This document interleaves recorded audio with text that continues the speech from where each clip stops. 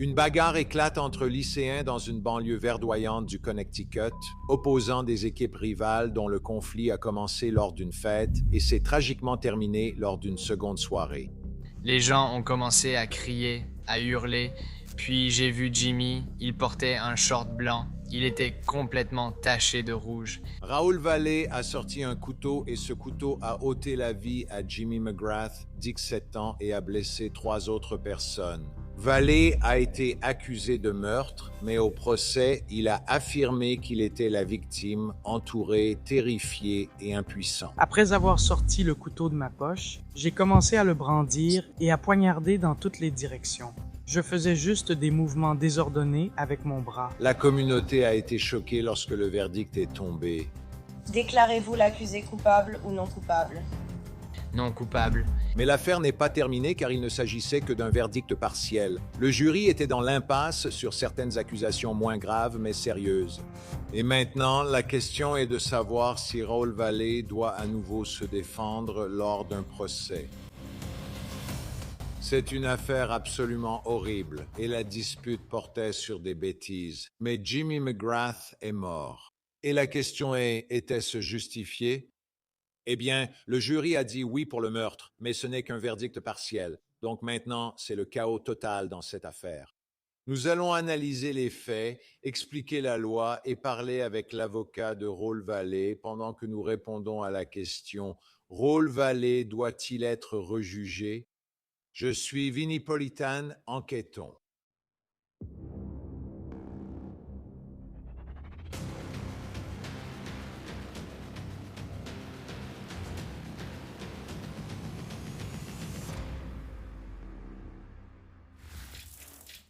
Des affaires comme celle-ci, de mon point de vue, sont extrêmement tragiques parce que, comme je l'ai dit, tout cela n'a aucun sens et une jeune vie a été perdue. Jimmy McGrath avait un avenir prometteur. Il était en première, jouait au lacrosse, avait de bonnes notes. Vous savez, il menait une vie tout à fait normale.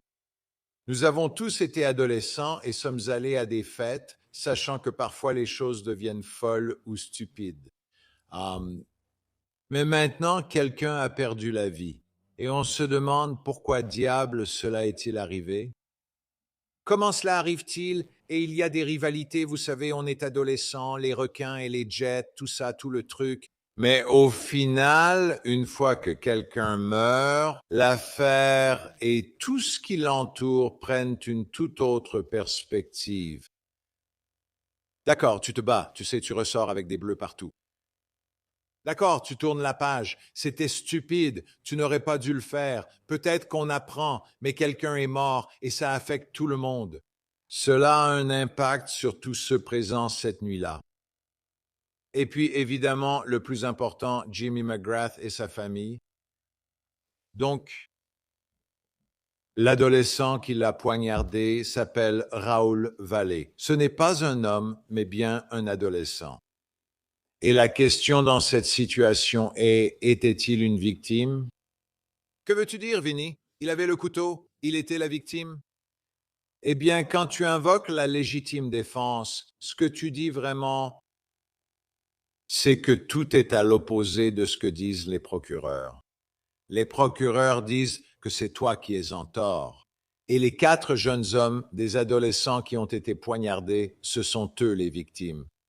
Mais maintenant, quand tu parles de légitime défense, tu retournes la situation et dis non. C'est moi la victime. C'est eux qui sont en tort. Ce que j'ai fait était justifié. Et les conséquences de ce qui s'est passé étaient justifiées. Dans ce cas, c'est dur à accepter, non? Parce que c'est une bagarre à coups de poing.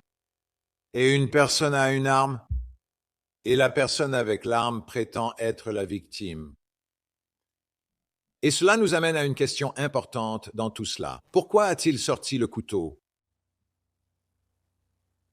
A-t-il sorti le couteau par vengeance? A-t-il sorti le couteau pour faire du mal? Ou a-t-il sorti le couteau pour se défendre parce qu'il croyait raisonnablement qu'il allait subir de graves blessures corporelles ou la mort à cause de ce qui se passait dans cette situation? Or, il a témoigné Il ne se cache pas derrière ça. Il est monté à la barre des témoins et a raconté son histoire au jury pour que le jury puisse l'entendre directement de lui et qu'il soit soumis à un contre-interrogatoire. Et je vais vous montrer cette vidéo. Je vais aussi vous montrer une vidéo des bagarres pendant que nous cherchons la raison de son geste avec le couteau. Mais ce qui s'est passé dans cette affaire à ce stade, c'est que nous avons un verdict très confus de la part du jury. Parce que la légitime défense était la défense ici, que j'étais justifié, que Raoul Vallée était la victime et qu'il était justifié de sortir le couteau et de poignarder les 4. Adolescents, y compris Jimmy McGrath qui est décédé, que toutes ces actions étaient justifiées. Et le verdict est déroutant parce que ce n'est qu'un verdict partiel. Alors, laissez-moi vous emmener dans la salle d'audience à ce moment-là, alors que Raoul Vallée apprend ce que le jury a à dire sur le reste de sa vie. Dans l'affaire de l'État du Connecticut contre Raúl Elia Valdez, le jury est-il parvenu à un verdict unanime? Concernant le meurtre au chef d'accusation numéro 1, l'homicide volontaire au premier degré au chef d'accusation numéro 1, l'agression au premier degré avec intention au chef d'accusation 2 et 3, et l'agression au deuxième degré avec intention au chef d'accusation numéro 4. Oui, nous l'avons fait. L'accusé Raúl Elia Aliabali, veuillez vous lever et faire face au jury, s'il vous plaît. Déclarez-vous l'accusé coupable ou non coupable? Non coupable. Nous devons traiter le dossier numéro 3. Maintenez le son à l'intérieur. Numéro de dossier 1. CR 22 0189 418T CR 22 0189 418T. Le premier chef d'accusation de l'acte d'accusation de remplacement accuse le prévenu, Raúl Elia Valdez, du crime de meurtre en violation de l'article 53A, 54A, paragraphe A des Statuts généraux du Connecticut. L'accusé est-il coupable ou non coupable? Non coupable. Concernant le premier chef d'accusation de l'acte d'accusation de remplacement, accusant l'accusé d'une infraction moindre incluse d'homicide volontaire au premier degré, en violation de l'article 53 à 55 paragraphe A, alinéa 1 des Statuts généraux du Connecticut. Déclarez-vous l'accusé coupable ou non? Non coupable. Je vais maintenant interroger la pauvre porte-parole du jury pour le tribunal. Monsieur le porte-parole, votre note indique, et c'est la pièce D10, pièce à conviction numéro 10, votre note indiquait que le jury, après de nombreuses délibérations, était irrémédiablement dans l'impasse concernant l'homicide involontaire, au premier degré, par imprudence, en violation des statuts généraux du Connecticut 53A, 55A3, comme infraction incluse de moindre gravité au chef d'accusation numéro 1. Est-ce exact? Oui. Votre honneur. Très bien. Donc, vous n'arrivez pas à un verdict unanime sur cette accusation, c'est cela? C'est exact. D'accord. C'est une victoire pour la défense, non? Non coupable des principales accusations, mais le jury reste bloqué sur d'autres chefs d'accusation graves. Et la façon dont cela se décompose dans ce que ce jury a fait, c'est sur le comportement intentionnel, les chefs d'accusation de l'acte d'accusation où il est accusé de comportement intentionnel. Il a été déclaré non coupable. Le jury était dans l'impasse sur les chefs d'accusation impliquant un comportement imprudent. Regardons ici de quoi nous parlons. Meurtre non coupable, meurtre au premier degré inclus dans l'accusation non coupable. C'est un homicide volontaire. Mais concernant l'accusation moindre d'homicide involontaire par imprudence, ils sont dans l'impasse. Même chose pour le deuxième chef d'accusation avec l'agression, non coupable au premier degré, mais quand il s'agit de l'imprudence, ils sont dans l'impasse. Et vous passez par tout cela. Vous arrivez au troisième chef d'accusation. La même chose se passe pour les chefs d'accusation 3 et 4. En les regardant, vous pouvez voir non coupable d'agression au premier degré, non coupable d'agression au premier degré, mais une impasse totale en ce qui concerne le comportement imprudent. Donc, ceci est inhabituel dans une affaire de légitime défense, parce qu'en légitime défense, vous dites, écoutez, ils allaient m'attaquer, ils m'attaquaient. J'avais peur pour ma vie, donc j'ai agi de manière justifiée. Et si le jury estime que c'est justifié, cela devrait s'appliquer à tous les chefs d'accusation, non? Par exemple, si l'accusation de meurtre est abandonnée, doit-on aussi abandonner tout le reste en cas de légitime défense? C'est ce qui est déroutant dans le verdict. Est-ce que le jury a cru qu'il s'agissait de légitime défense? Ou bien y a-t-il autre chose qui se passe ici? Regardons la loi parce que j'ai la loi, d'accord. Dans le Connecticut, l'intention ou l'imprudence détermine si un accusé est poursuivi pour un crime de classe B ou de classe C. L'homicide volontaire s'applique lorsque l'auteur a l'intention de causer des blessures graves ou la mort, mais agit sous l'effet d'une forte émotion. L'homicide par imprudence s'applique lorsqu'une personne crée un risque grave de mort avec une indifférence extrême à la vie humaine. D'accord? Donc, lorsqu'il a le couteau en main, a-t-il l'intention de provoquer les conséquences du fait de l'agiter, c'est-à-dire de poignarder des gens et de tuer quelqu'un en le poignardant? Avait-il cette intention? Ou bien crée-t-il simplement le risque que cela se produise en agitant le couteau? Là, on s'intéresse à l'état d'esprit. Maintenant, si c'est de la légitime défense, n'est-ce pas votre intention de faire du mal pour éliminer la menace? Cela revient encore à la confusion dans ce verdict, à ce que le jury essayait de comprendre ici. Regardons cela. Lorsqu'il s'agit d'agression, selon la loi du Connecticut, la différence fondamentale entre une agression intentionnelle et une agression par imprudence réside dans votre état d'esprit. L'agression intentionnelle nécessite une volonté spécifique de causer du tort, tandis que l'agression par imprudence signifie que vous avez agi en ayant consciemment ignoré un risque important de causer des blessures. Vous avez un couteau à la main, vous le brandissez dans tous les sens. Bien sûr, il y a un risque de blessure. Bien sûr, il y en a un. Mais si tu agis en légitime défense, c'est précisément le but. Tu vas provoquer cela intentionnellement, pas par imprudence. Encore une fois, cela montre toute la confusion dans tout ça. Alors, que se passe-t-il dans cette affaire? Darnell Crossland est l'avocat qui représente Raoul Valley maintenant, alors qu'il tente de faire annuler les chefs d'accusation restants avant un nouveau procès. En cas de blocage, l'accusation peut normalement décider de rejuger l'affaire ou non.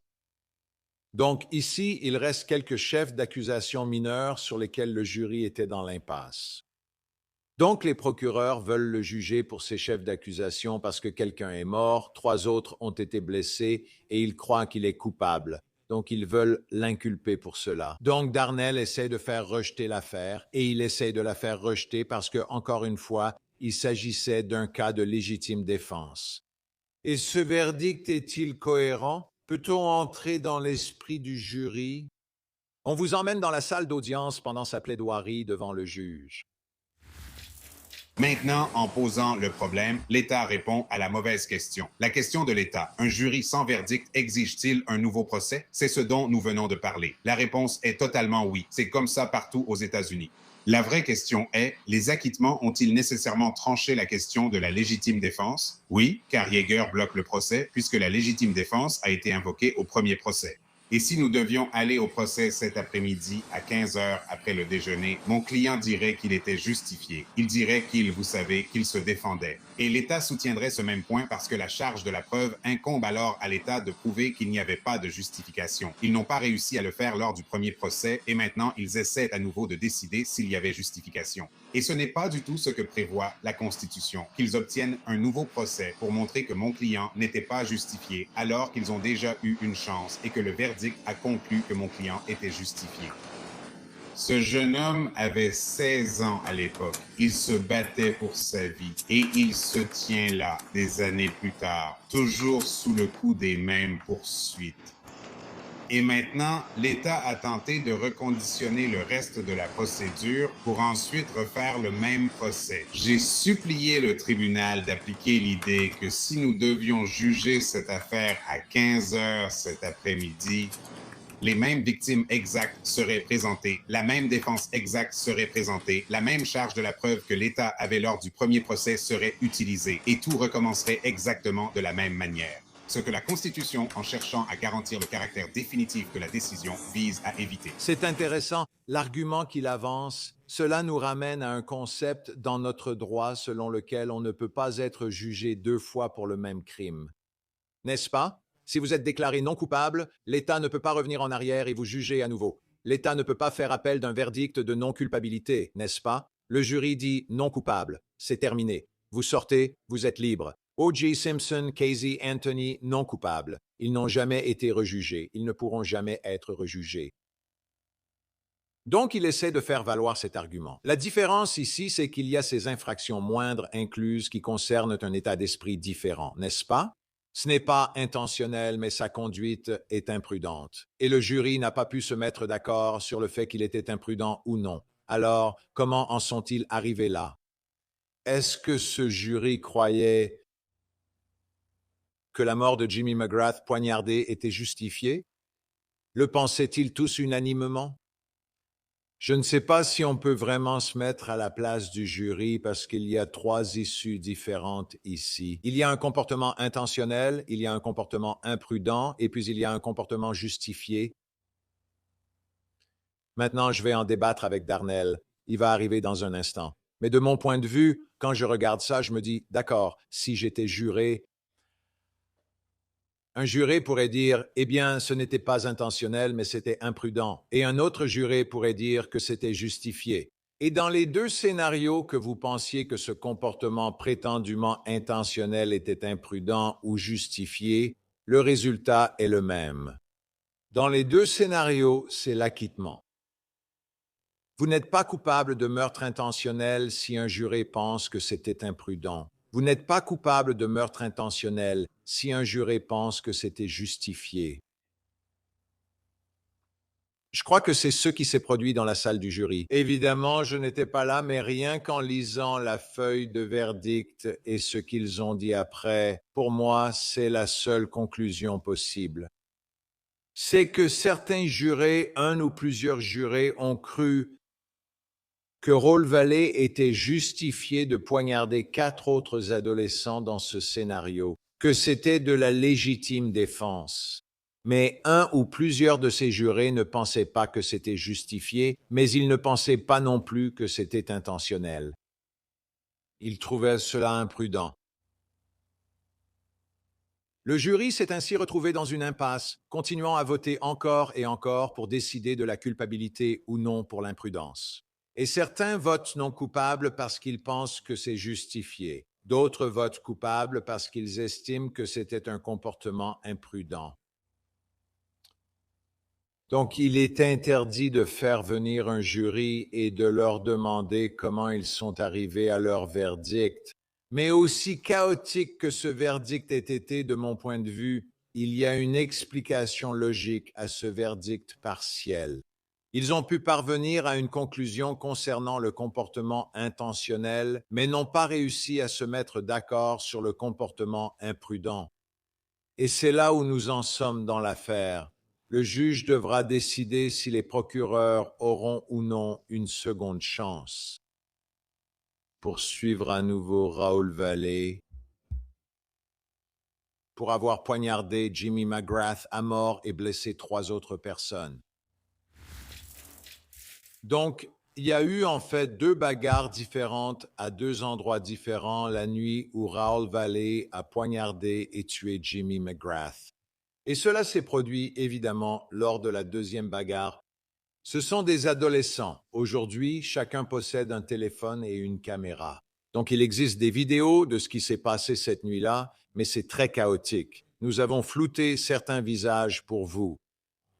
Il est donc difficile de tout distinguer. Mais je pense que ce que vous allez retenir lorsque je vais vous montrer les vidéos des 2 bagarres qui ont eu lieu cette nuit-là, c'est que vous pouvez clairement voir comment les choses ont dégénéré lors de la 2e bagarre. Alors, l'histoire de la première bagarre, c'était qu'elle impliquait, vous savez, des adolescents rivaux de différentes écoles, et non, vous ne pouvez pas entrer dans notre maison. Vous ne pouvez pas venir à notre fête, et il y a eu des allégations selon lesquelles Raoul Valley et son groupe auraient volé un pack de 12 bières. C'est donc de ça qu'il s'agit. Tu te moques de moi? Sérieusement. Cela s'est produit lors de la première fête où des témoins affirment que Raoul Valley a donné le premier coup de poing. Alors commençons par regarder cette vidéo.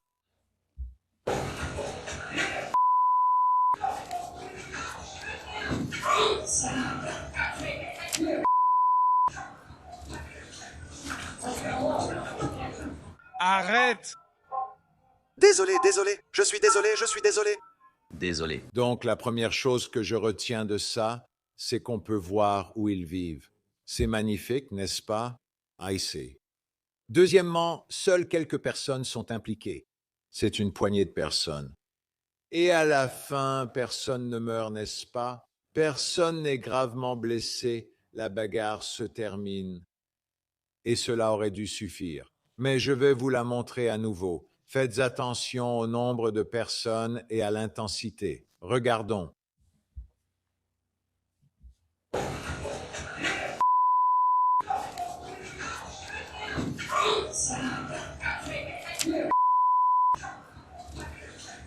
Arrêtez!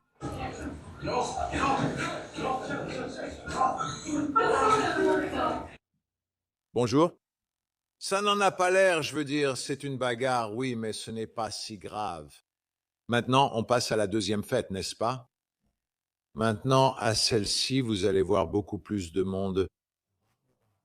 Et l'allégation, c'est que Raoul Valdez, lors de la bagarre, retourne à la voiture et revient avec un couteau. Et quelqu'un crie « Il a un couteau ».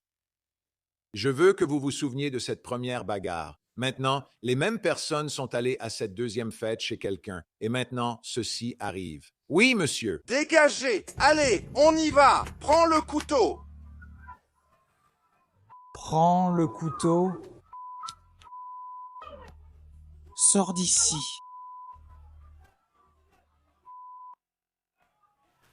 Espèce d'enfoiré. Tu as entendu ça? Je vais te le repasser à la fin. On entend quelqu'un dire « Il a un couteau, il a un couteau ».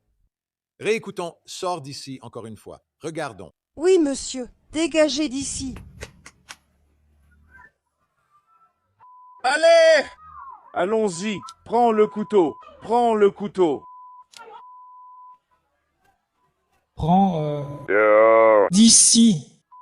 Enfoiré. Alors, la grande question est, avec le couteau, est-ce qu'il est encerclé et attaqué et quelqu'un lui lance un couteau, ou bien quitte-t-il le combat, retourne-t-il à la voiture pour récupérer un couteau, puis revient-il avec le couteau?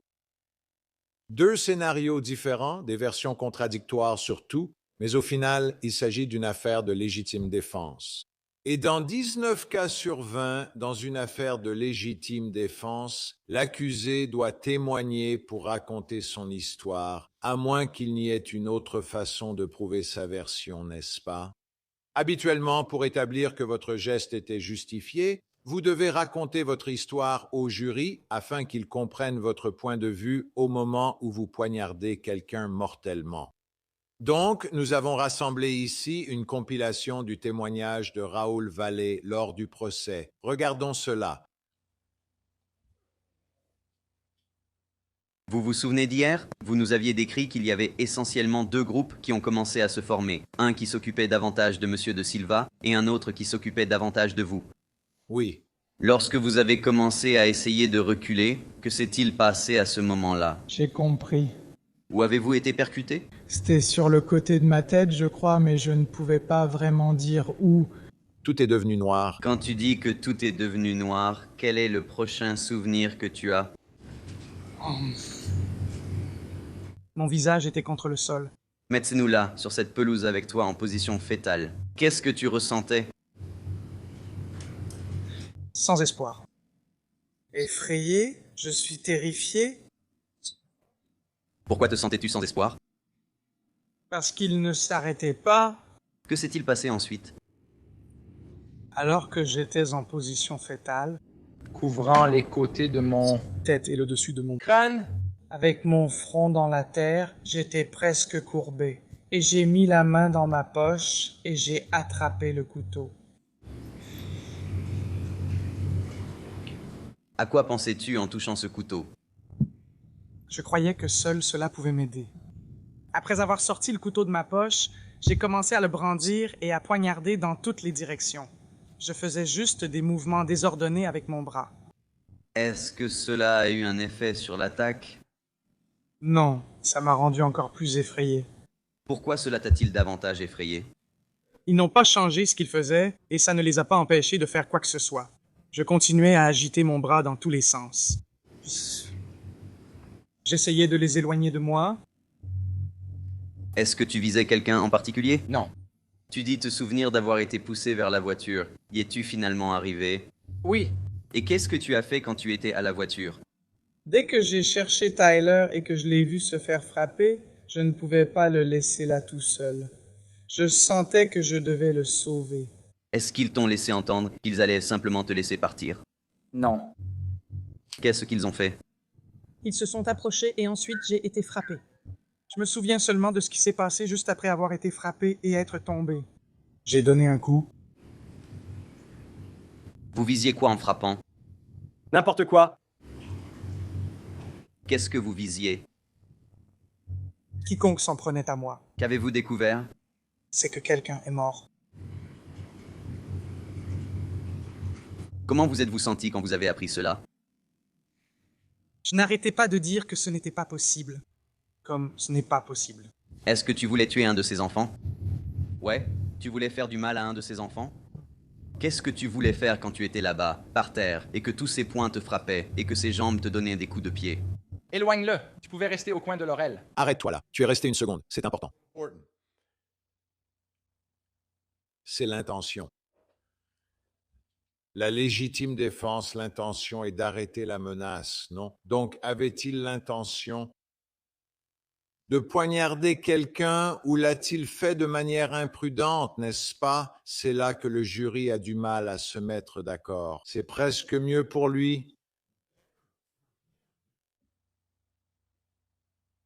S'il avait dit que j'ai intentionnellement causé tout ce mal parce que j'étais en droit de le faire, parce que j'avais besoin de les arrêter. Mais son témoignage part un peu dans deux directions différentes, ce qui, je pense, a influencé la façon dont le jury a perçu cette affaire. Regardons en plus. Glenn, 401 chemin de la ferme, c'est ça? Oui. Mais tu ne l'as pas fait, non? Et tu es monté dans la voiture avec le couteau? Oui.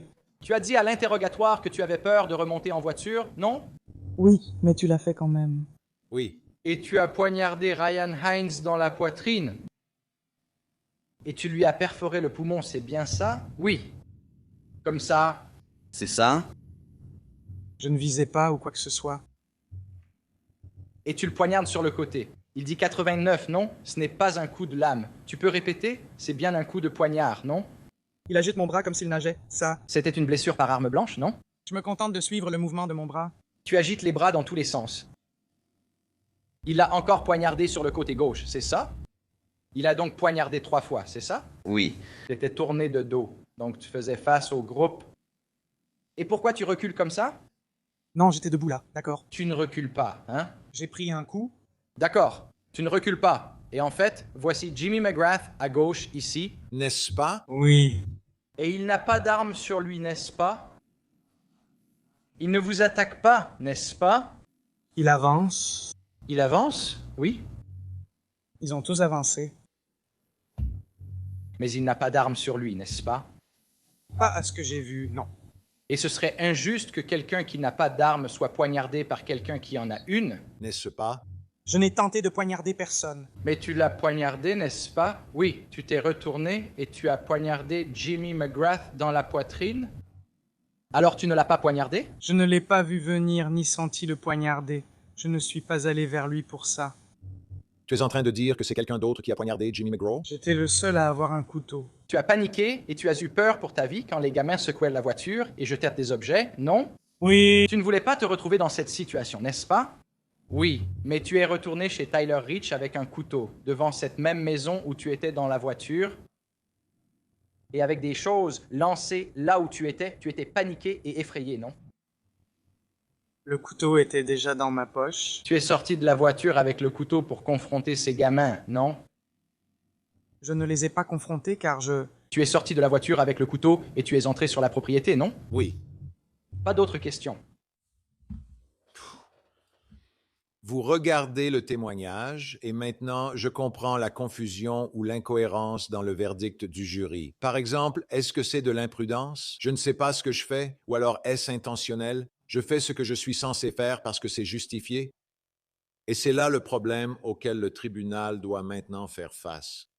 Va-t-il avoir un nouveau procès? Les procureurs auront-ils une seconde chance de le poursuivre? Je voudrais donc faire intervenir l'avocat de Raoul Valley, Darnell Crossland. Darnell, ravi de vous voir. Pareillement, pareillement. Ça fait du bien d'être de retour. Et il fait plus chaud, donc je suis content.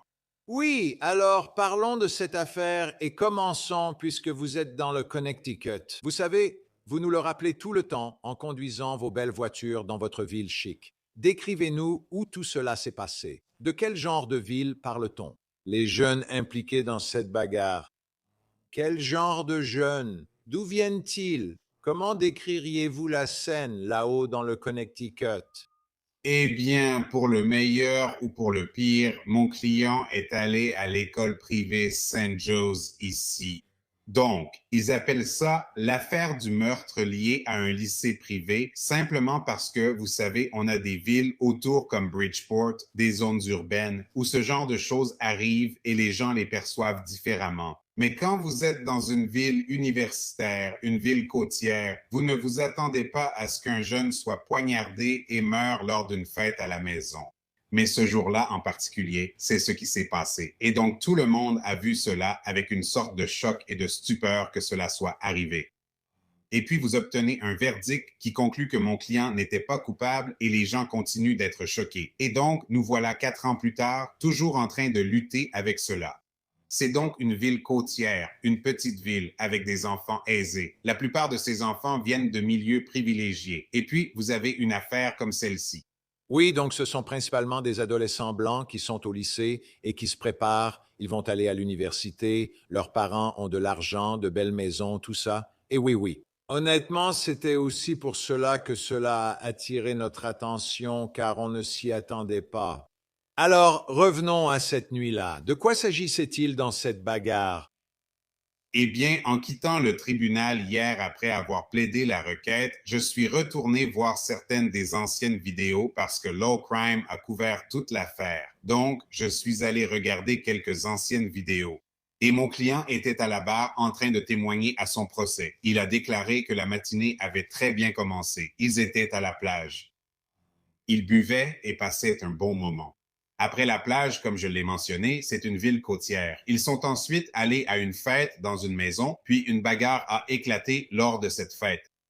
Et quand tu regardes ces villes, c'est un peu comme Cape Cod. Donc, il passe d'une maison à l'autre. Alors, il est allé dans une autre maison. Et quand il est arrivé à la deuxième maison, je suppose que certaines des mauvaises ondes de la première fête se sont propagées. Et quand il est arrivé, une bande de gamins a commencé à frapper sur la vitre de la voiture, ils l'ont sorti de la voiture et ils ont commencé à le frapper et à l'attaquer.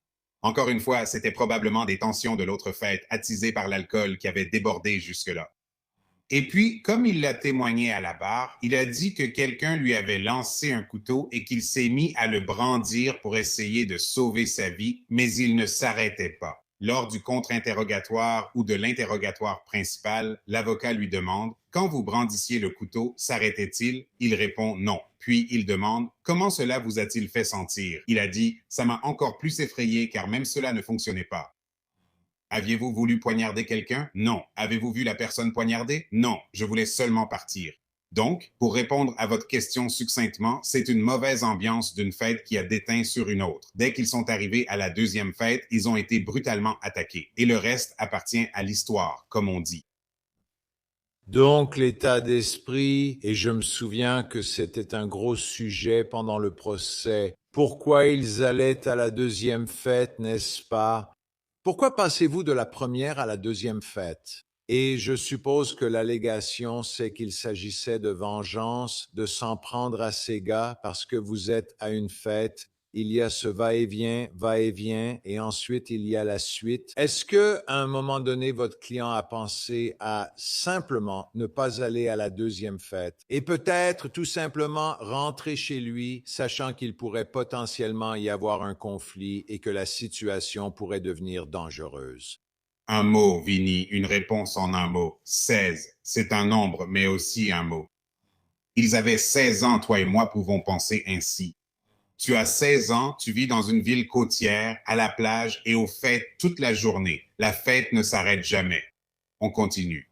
Si les faits étaient autres et qu'ils étaient venus pour se venger, sortis de leur voiture et attaquer quelqu'un, on pourrait dire qu'ils voulaient se venger. Mais ils étaient là pour faire la fête. Ils étaient avec des filles et des gamins de 16 ans dans une ville aisée. Ils voulaient juste traîner et s'amuser. Donc, ils ont été attaqués avant même de sortir de la voiture. La vraie question, c'est, sont-ils tombés dans une embuscade et auraient-ils dû savoir qu'ils allaient être pris dans une embuscade?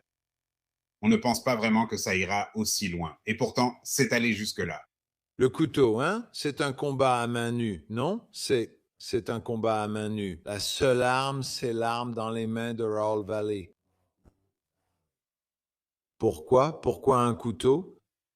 On n'apporte pas un couteau à une bagarre à main nue, non? Ou si tu apportes un couteau à une bagarre à main nue, alors tu as fait monter la situation d'un cran. Pas exactement. Et en tant qu'avocat de la défense, je peux te dire qu'il est très important d'examiner les faits et de considérer les circonstances dans leur ensemble. Et si tu as déjà eu des clients au Bloc D, et le Bloc D est une section typique d'une prison, Rough Riders est un groupe de rap et il y a même un groupe de rap qui s'appelle D-Block. Si quelqu'un te frappe avec le poing, il peut te tuer. C'est ce qui arrive généralement. Et tu as vu dans des films comme ceux avec Vin Diesel où il frappe sans cesse, on peut tuer ainsi. S'il ne s'était pas défendu lors de cette bagarre, comme tu l'as dit, il pourrait être mort aujourd'hui. Et aussi, tu ne sais jamais si quelqu'un d'autre avait un couteau ou autre chose. Tu n'attends pas de le découvrir. Ce n'est pas aussi organisé où il dirait « Stop, maintenant on va sortir les couteaux ». Tu sais, tu te fais piéger, tu te fais brutaliser et tu te fais tabasser. Et il y a une expression qui dit tabasser à mort. Donc tu es en train de te faire tabasser à mort et tu te défends. Et encore une fois, il n'a pas apporté le couteau. Le témoignage au procès disait que quelqu'un lui a lancé un couteau. Et si tu regardes le couteau, tu vois que c'est un petit couteau de poche. Beaucoup de gens ici se promènent avec ça à la ceinture. Je le vois tout le temps. Et je me demandais, genre, pourquoi quelqu'un a un couteau à la ceinture, juste, tu sais, en se promenant en ville. Mais j'imagine que les gens mettent leur téléphone portable à la ceinture et ils mettent aussi leur couteau. Certaines personnes font ça. Je me sens hypocrite car je porte aussi une arme dissimulée. Mais pourquoi ont-ils un couteau, pas juste une arme à feu? Qui sait? Les gens portent ces couteaux. Eh bien, on ne veut pas qu'un jeune de 16 ans se promène avec une arme à feu, n'est-ce pas? Aller à des fêtes et boire de l'alcool? Non, non, non, pas du tout. On ne veut pas ça. Mais si, en fait, je veux éviter d'être hypocrite, je dois admettre que je me demande pourquoi même les adultes se promènent avec ce couteau de poche. C'est comme un outil indispensable pour eux, même le samedi, où qu'ils aillent. Alors, qui sait? Donc, si on regarde la situation, la façon dont vous la décrivez, c'est que Raoul est la victime, c'est ce que vous dites. Et s'il n'avait pas sorti le couteau et que la police était arrivée, les 4 personnes qui l'a poignardé, y compris Jimmy McGrath qui est mort, auraient été celles qui auraient été arrêtées. Ah, non, c'est lui la victime. Et s'il ne l'avait pas fait? S'il y a une victime, il y a forcément quelqu'un d'autre en face, non? Correct. Donc, t'as raison. Dans le scénario que t'as décrit, s'il est la victime, ces personnes qui l'ont attaqué auraient dû être arrêtées. Mais il arrive avec un couteau. Donc maintenant, tout est perçu différemment, n'est-ce pas?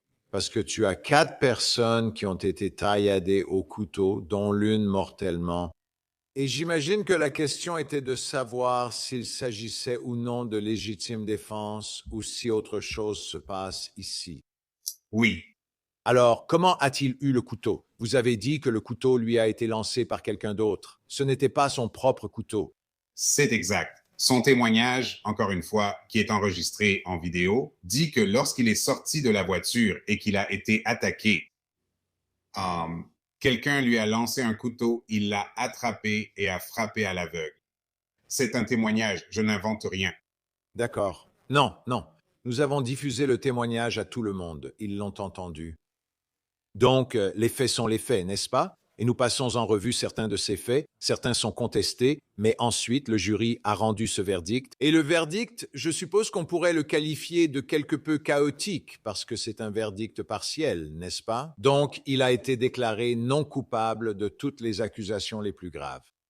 Mais il a encore toutes ces affaires qui pèsent sur lui et qui concernent le comportement imprudent, prétendument imprudent. Donc, de mon point de vue, et en essayant de comprendre ce qu'a fait ce jury, si le jury avait cru que c'était justifié et qu'il s'agissait de légitime défense, alors il aurait été déclaré non coupable. Sur toute la ligne, parce que le comportement imprudent est également écarté par la légitime défense. C'est un homicide justifié. Je ne crois pas que le jury l'ait perçu ainsi. Je pense qu'il a estimé que ce n'était pas un meurtre, que ce n'était pas intentionnel. Il n'avait pas l'intention de tuer ou d'agresser ces personnes. Il agissait de manière imprudente avec ce couteau. Je crois que certains jurés ont pu penser qu'il s'agissait d'un comportement imprudent et que d'autres ont estimé que c'était justifié. Et c'est là que le jury est divisé.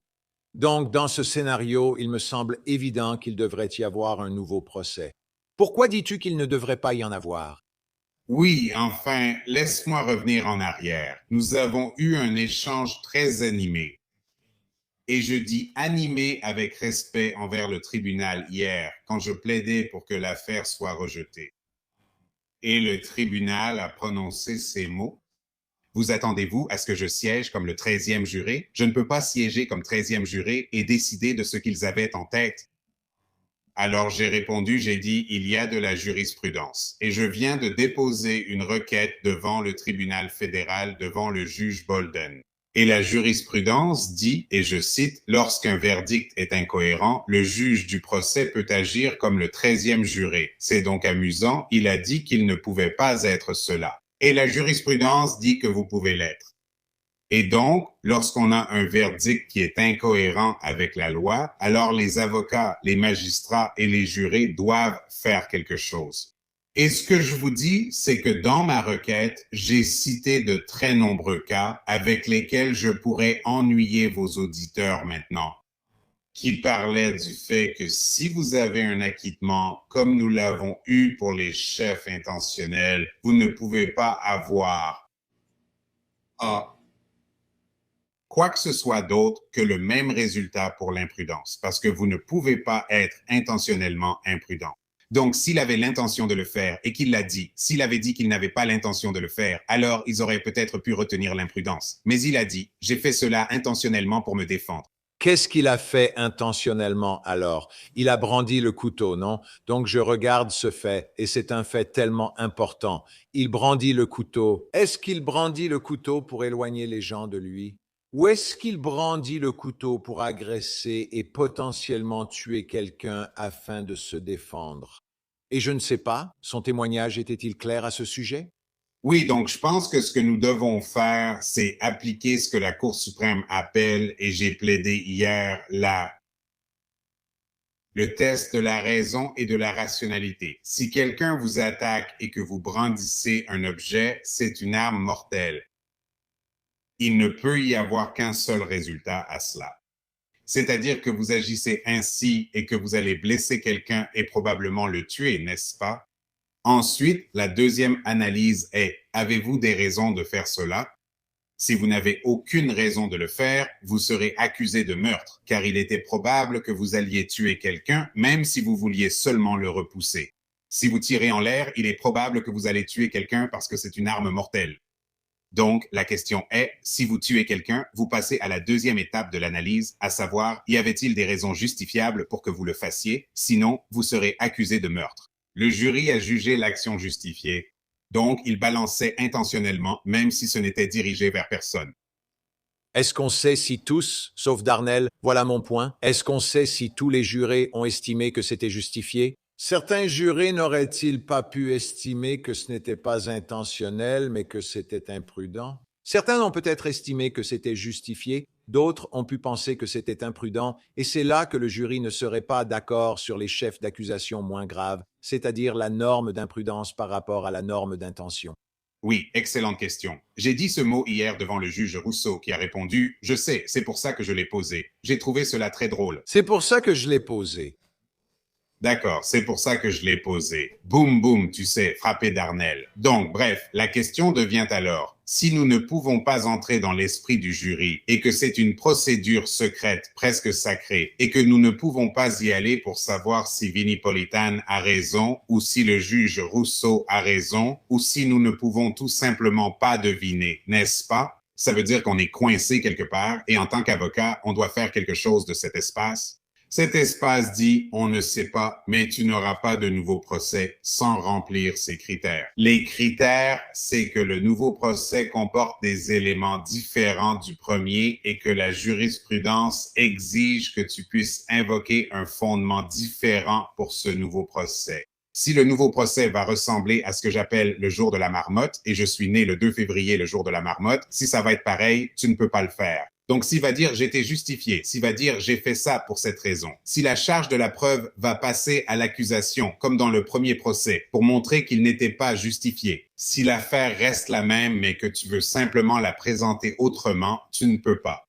Leur argument était « Votre honneur, les chefs non tranchés sont toujours rejugés ». J'ai répondu que cela ne posait pas problème. Je l'ai même écrit dans mes mémoires. Nous ne sommes pas d'accord, mais il faut maintenant passer à la deuxième étape, comme l'indique toute la jurisprudence. Montrez-moi où c'est différent. Hier, ils ont plaidé sans présenter d'éléments. Juge Rousseau, en tant qu'ancien procureur, vous obtenez souvent des faveurs. Il demande « Au second procès, présenterez-vous d'autres éléments ?» Oui, monsieur le juge, nous le ferons. Merci de l'avoir souligné. Je pensais... Vous savez... Monsieur le juge, si vous plaidez pour eux, gagnez au moins l'affaire.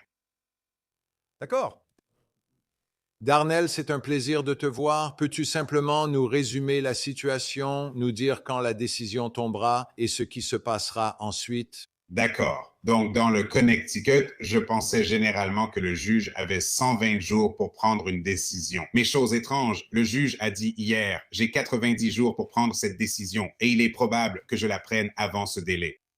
Il a soulevé une question particulière avant que nous commencions. Ai-je la compétence sur le fond? J'ai répondu que ce point n'avait jamais été évoqué malgré nos longues discussions. J'ai dit, vous n'avez pas compétence matérielle. J'ai dû improviser. Je te l'avoue parce qu'on est amis. Un avocat est souvent confronté à ce genre de questions. Je ne m'étais même pas préparé à cette question parce qu'il ne l'avait jamais mentionnée. Et il dit, donc, est-ce que vous y renoncez? J'ai répondu, je ne renonce à rien, monsieur le juge. Ils n'ont pas la compétence sur le fond. Ça ne devrait pas aller plus loin. Et il a demandé, pourquoi? Et j'ai dit, pourquoi? Il me poussait vraiment dans mes retranchements, mon esprit juridique. Et j'ai répondu, parce que c'est res judicata. En tant qu'avocat, on emploie un langage différent quand on est coincé. Je suis donc retourné à mon bureau pour vérifier. C'est bien res judicata, ce qui veut dire que l'affaire est déjà réglée.